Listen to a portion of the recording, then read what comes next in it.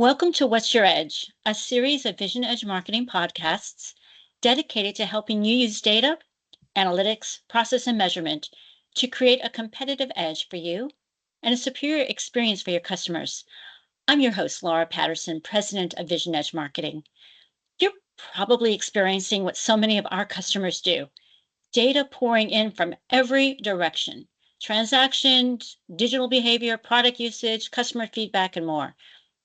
As organizations have amassed more information, the real challenge has gone from data collection to translating data into meaningful action. At Vision Edge Marketing, we have found that a data-driven culture is a foundational capability for sustained growth and customer centricity. To explore this topic, I'm delighted to welcome Kuber Jain, Senior Data Scientist for Product Analytics at Headspace.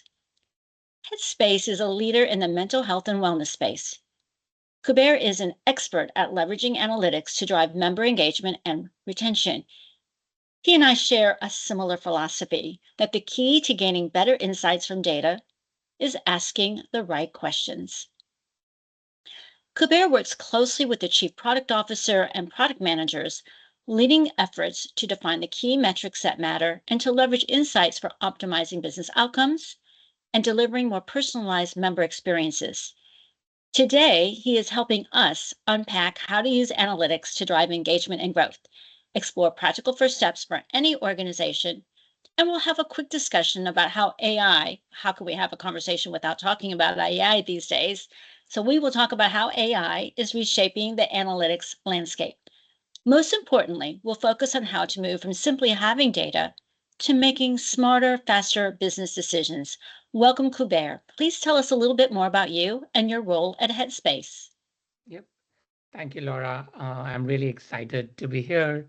So in my current role at Headspace, I'm focused on driving member engagement and outcomes by partnering very closely with stakeholders to define key metrics, size the business impact, and lead experimentation initiatives.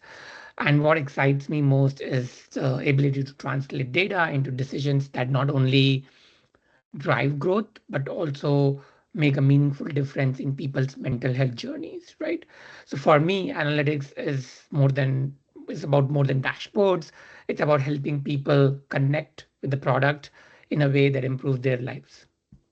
Thank you, Kuber. And I am so glad you brought up the fact that that data and analytics is about more than dashboards, because people can get very engaged in the dashboard process, but we need to have data to help us make our customers' lives better and their customers' lives better. So, with so much data, the most valuable skill in analytics, as we've talked about before, is knowing what to ask.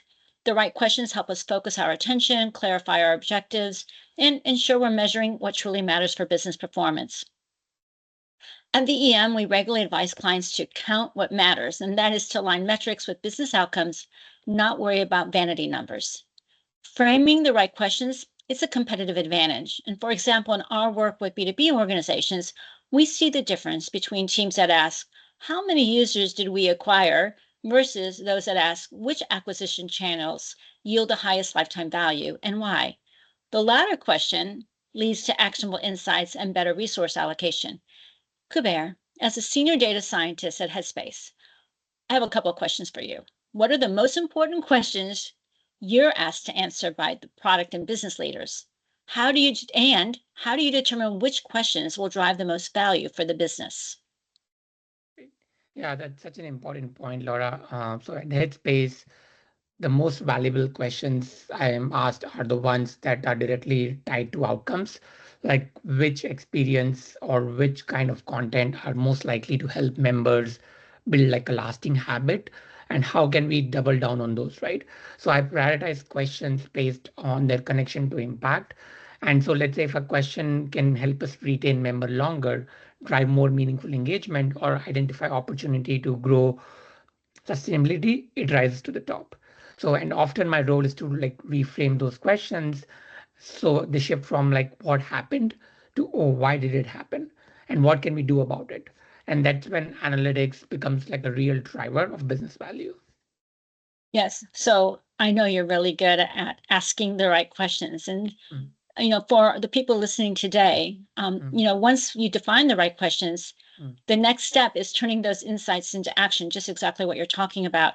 And, we have found this is where many organizations struggle. They have the data, maybe even the answers, but translating those answers into growth strategies, well, that's another matter. And the key from our perspective is to take a customer-centric approach, to use that data to understand your customer's journey, identify and eliminate breakpoints, and design interventions that improve both acquisition and retention. Some of the things that you were talking about.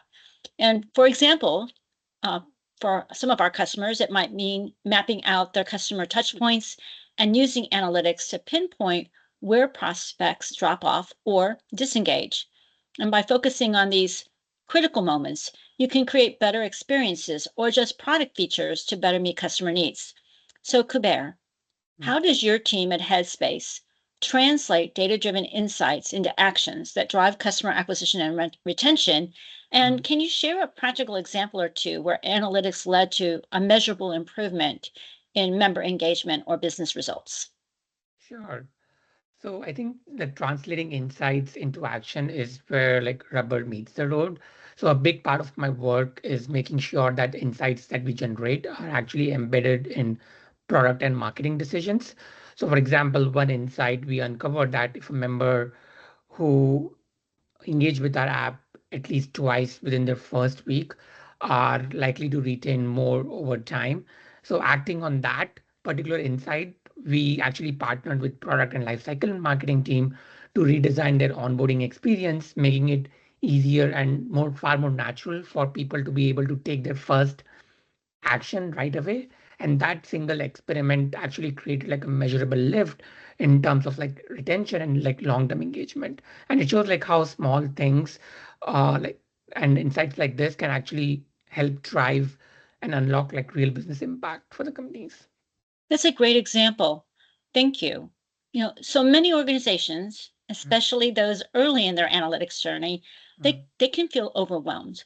mm, They may lack the resources that someone like you with your skills have, or the resources of a company like Headspace, or even the infrastructure for advanced analytics. The good news is that you don't need to be a data guru to get started. I know that you and I both share a passion for data science, but not everyone is a data scientist. So here's some things that we have recommended mm, in terms of a stepwise approach, and maybe you have mm, some thoughts about that. First, start by aligning your team on business outcomes. And I know you mm, mentioned that a couple of times about business mm, outcomes.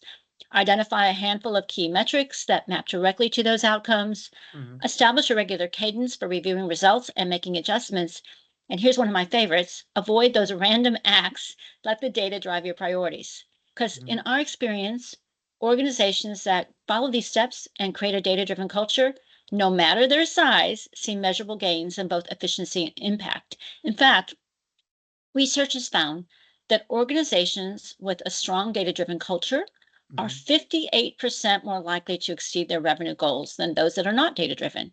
mhm, So, Kuber, what are some practical first steps you mm. recommend for teams that want to use data more effectively, whether they're just starting out or already have a robust analytics function?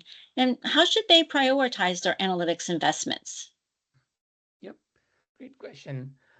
Been in this industry for like over a decade now, my advice is just to start small but be very intentional. Like, so first step is just like aligning your team on a few core outcomes that matter most to the business. And at Headspace, we really care about metrics like engagement, retention, and outcomes, and how those are tied to an individual's well-being, right? And second, build like a cadence of review and action. So even if you don't have like a advanced AI or large analytics team, you can ask like, what story is this data telling me, and how can we respond to that, right? And finally, like investing in the basics. So having like a cleaner data pipelines, clear metric definitions, and cross-functional alignment. And once those foundations are set, you can scale into advanced analytics and experimentation with confidence. So in my experience, like even the small size teams can see like outsized impact when they focus on discipline and clarity over complexity. Kuber, I am so glad you brought up clear metric definitions and experimentation. I think both of those are really important. Okay, We cannot have a conversation about data analytics and insights without touching on artificial intelligence. Mhm. AI is rapidly transforming how organizations unlock value from data. AI can automate the discovery of patterns, surface hidden insights, and enable more personalized predictive experiences. At VEM, we've explored how AI enhances user intent detection and customer centricity, and is ways to make it possible to anticipate needs and deliver the right message or product at the right time. The market is moving really quickly. According to Gartner, 61% of global data and analytics decision makers say their firms are implementing or expanding AI capabilities to drive business outcomes. But AI isn't just for the data rich or tech savvy. Even organizations with limited data can benefit from AI tools that help identify trends, segment customers, or automate reporting. So, Kuber, how is AI changing the way you approach data analysis and member engagement at Headspace? And if you're a business leader with limited data, how can AI help get you started? Or how can AI help get you started? And if you have lots of clean data, Mm. what should you be doing to maximize value and competitive advantage? Yep. Um, Talking about AI is actually, as you mentioned, right? We cannot have conversation without AI. So it's AI is changing how we work every day. So Headspace, we try to use AI to be able to better personalize member experience in terms of like what content they're seeing and what they're experiencing in the app. And then based on that, tailoring those different content based on their personal interaction with the app, based on their behavior, and to be able to automate part of the analytic workflows so that teams can actually focus on strategy instead of manual reporting, right?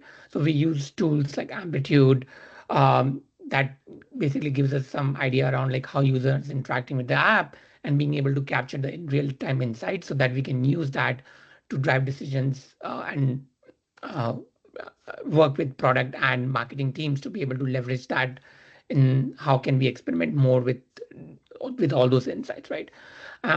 Talking about if you're just getting started, I think AI can help with simple but powerful tasks like segmenting your customers, identifying where's the drop off happening in your user experience, or even like automating your reports, right? So for organizations with like richer data sets, the opportunity is really to move towards predictive modeling and anticipating when a member might not engage with your app or try to recommend them like the next best action in real time, right? And the key is to treat AI as an accelerant, but not replacing like the human element, right? Because what happens is it enables us to ask bigger questions and act faster on the answers. Yeah, I love that. Love your point about treat AI as an accelerant. And I agree with you. We've all been talking about predictive modeling for a long time. And now with AI, we're in a place where we can probably do a much better job of that kind of modeling. Okay, Headspace, like many organizations, operates on a SaaS and product led growth model. And this approach relies on analytics to optimize every aspect of the customer experience, from onboarding to engagement, retention, and upsell. Product led growth puts the product at the center of the customer journey, and using data to inform everything from feature development to support strategies is crucial. We've had lots of conversations with SaaS leaders that are a big part of our customer base. And some lessons that we have seen that are broadly applicable to any company is that use analytics to identify and remove friction from the user journey. Continuously test and iterate on features based on customer feedback and behavioral data, and align product marketing and customer success teams around shared metrics and outcomes. So, Kuber, as we wrap up, what are some of the best practices or lessons from Headspace journey that any company, regardless of industry, can apply to increase engagement, enhance customer experience, and drive growth? Yep. So from my experience, I would say the biggest lesson is to stay relentlessly focused on user experience. And a few principles stand out, right? Like, so making sure like you're able to guide users to value quickly. Basically, we obsess over making that first session simple and rewarding because it drives long-term engagement. So we call that as like an aha moment where your user experience the first value prop of your product in their initial journey. So that's very essential. Next is like keep experimenting. So my role also involves leading experimentation initiatives, and we've learned that very small rapid tests can actually have like a compounding effect, translating into big wins. Um, the third point is like just aligning around shared outcomes, whether it's product, marketing, or operations. We measure success in the same way. So that alignment is what fuels like product-led growth. And finally, remember that empathy matters. The data tells you what is happening, but listening to your customers tells you like why, right? So when you combine both, like you unlock growth strategies that truly resonate. I really like the fact that you have emphasized experimenting. I think organizations need to set up experiments more frequently, and of course, aligning around shared outcomes. You're singing from the same sheet of music. Okay, so Kuber, thank you. You shared a lot of insights, and I really appreciate your candor. And as we close, I want to reiterate a few of the key takeaways that apply to any organization that you brought up. The first one, of course, is that actionable insights always start with asking the right questions that tie directly to your business outcomes and customer experience. Thank you for reminding us that we just uh, can't stem the flow of data. So what we need to do is understand what we need to know. And that starts with asking the right questions. And then we have to translate those insights into action, which is where true value is created. Value for our customers, which translates into value for our business and our shareholders. And this means pretty much embedding analytics into every decision and fostering this culture of rapid experimentation that you brought up, and also aligning teams around shared outcomes. I think we all need to remember that analytics is not just about the numbers. Thank you for bringing up empathy, listening to your customers, and understanding their motivations, because that's what turns data into meaningful impact. And AI and the right foundations, with those two things, organizations of any size can do what you're doing, personalizing experiences so you can drive growth at scale. And finally, I think we just need to remind everyone it's an ongoing journey, continuous learning, adapting, and experimenting. These are the hallmarks of organizations that use analytics to stay ahead. Change is constant, but those who use analytics to inform and adapt their strategies will lead the way. So I'm curious, is there anything else you want to say before we wrap up? No, I think you summed it very well. And yeah, just focusing on the fundamentals, I think would take you a long way forward. Thank you so much for being with us today. I appreciate it very much, Kuber. As always, for our community, if you have questions or want to continue the conversation, connect with me on LinkedIn. Thank you for being a part of our community. We hope you found this episode of What's Your Edge helpful.